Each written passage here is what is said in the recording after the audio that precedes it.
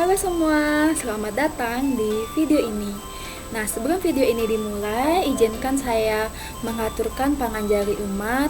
Om Swastiastu.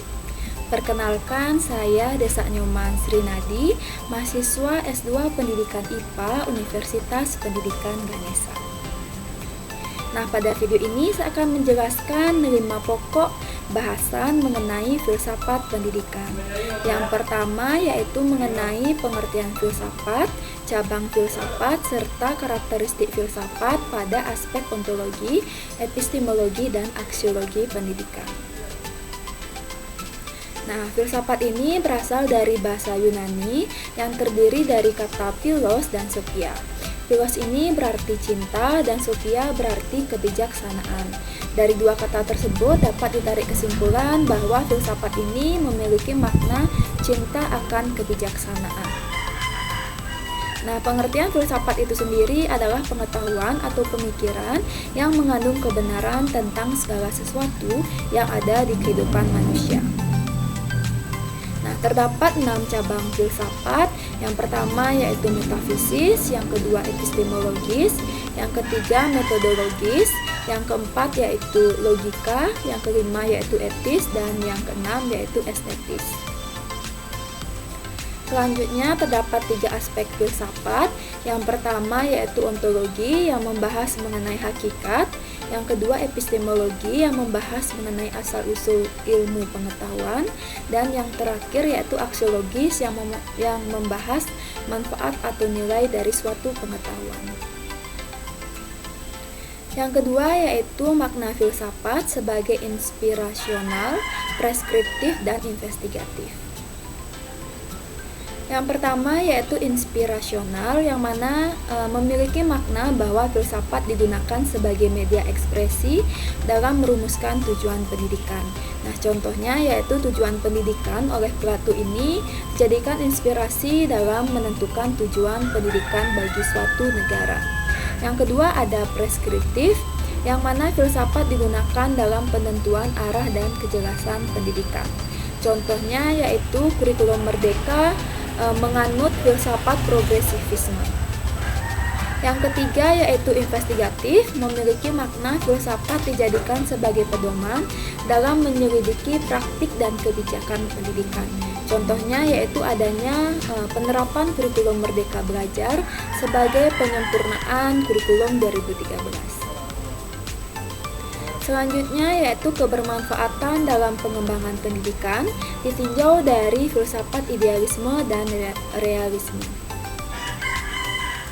Nah, idealisme itu sendiri merupakan filsafat yang mementingkan ide atau pikiran, sedangkan realisme ini merupakan filsafat yang mempunyai pandangan secara dualitas. Nah, adapun kebermanfaatannya dalam pendidikan, yang pertama ditinjau dari idealisme, adanya pengembangan aspek pendidikan secara komprehensif. Yang kedua, adanya nilai-nilai spiritual untuk menjadikan peserta didik manusia yang mulia. Yang ketiga, adanya pengembangan karakter. Dan yang keempat, peserta didik dipandang sebagai individu yang memiliki potensinya masing-masing. Selanjutnya dipandang dari realisme, menghendaki peserta didik sebagai manusia yang praktis dalam kehidupan. Yang kedua yaitu kurikulum bersifat komprehensif. Yang ketiga pembelajaran bersifat student center, dan yang terakhir yaitu peserta didik dituntut dapat melakukan kegiatan percobaan atau pembuktian untuk membuktikan suatu pengetahuan. Selanjutnya yaitu perbedaan filsafat timur dengan filsafat barat dari sisi implikasinya pada pendidikan. Nah, filsafat ini dapat dibagi menjadi 2, yaitu filsafat barat dan filsafat timur. Filsafat barat ini menekankan pada pendidikan yang progresif, mengutamakan pikiran dan memperkenalkan kebudayaan pada peserta didik. Sedangkan filsafat timur ini merupakan filsafat yang pemikiran atau idenya bermuatan nilai-nilai agama, sehingga sistem pemikirannya luas dan majemuk. Nah, perbedaannya dari filsafat timur ini pembelajaran dilaksanakan dengan peranan intuisi, sedangkan pada filsafat barat menekankan kemampuan akal dan budi. Yang kedua, pengetahuan disampaikan sebagai ungkapan isi hati, sedangkan pada filsafat barat pengetahuan dirumuskan dalam bahasa yang efisien dan efektif. Yang ketiga, pengetahuan dirumuskan menggunakan simbol-simbol, sedangkan pada filsafat barat pengetahuan dirumuskan menggunakan hal yang abstrak. Yang keempat, filsafat timur ini memiliki tujuan pendidikan untuk menjadi orang yang bijaksana, sedangkan pada filsafat barat yaitu tujuan pendidikannya mengarahkan peserta didik untuk memahami rahasia alam semesta. Selanjutnya, filsafat timur menekankan peserta didik untuk hidup menyesuaikan dengan alam semesta, sedangkan filsafat barat ini menuntut peserta didik dapat menaklukkan alam semesta. Yang keenam, pendidikan bersifat lebih pesimis, pasif, dan harmoni pada filsafat timur, sedangkan pada filsafat barat bersifat optimis, aktif, dan penuh konflik. Selanjutnya, yang ketujuh, filsafat timur ini terkenal dengan mindfulness, sedangkan pada filsafat barat ini adanya penggunaan panca indera yang optimal. Yang kedelapan, yaitu filsafat timur ini menggunakan mitologi untuk menggambarkan sifat interaksi antara manusia dengan alam serta dengan Tuhan, sedangkan filsafat barat ini sudah menjauhkan diri dari alam semesta. Yang kesembilan, yaitu memiliki gaya berpikir yang kohesif pada filsafat timur, dan filsafat barat ini lebih mengikuti realitas sebagai objek. Yang terakhir, yaitu menekankan peserta didik dalam kehidupan sosial sebagai masyarakat, yang mana ini merupakan pemikiran filsafat timur, dan pada filsafat barat yaitu peserta didik ditekankan memiliki otonomi yang luar biasa.